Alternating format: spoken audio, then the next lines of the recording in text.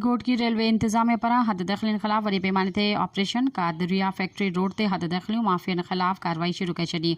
Railway इंतजामिया पर गैर कानूनी हद दखलियों हटाइण ला गरी मशीनरी ज़रिए ऑपरेशन कयो पियो वञे। ऑपरेशन ज़रिए गैर कानूनी तौर तामीर थियल घर ऐं दुकान डाहे पट कया पिया वञनि। इंतजामिया जो चवण है त गैर कानूनी कब्ज़ा कंदड़नि खे नोटिस ज़रिए आगाही ॾिनी वई हुई पर उते अमल न कयो वियो। तंहिं करे इंतजामिया पारां ऑपरेशन कयो पियो वञे।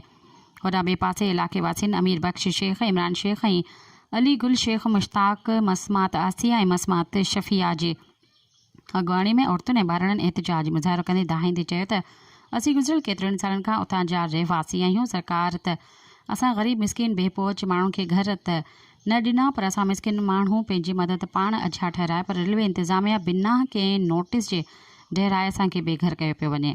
मुज़ाहिरनि वसवारनि आला अख़्तियारनि खां घुर कई त मामले जी नोटिस वठी इंसाफ़ कयो वञे। सब्सक्राइब कयो अवामी न्यूज़ HD खे ऐं ताज़ा तरीन ख़बरुनि लाइ ॾिसंदा रहो अवामी न्यूज़ HD।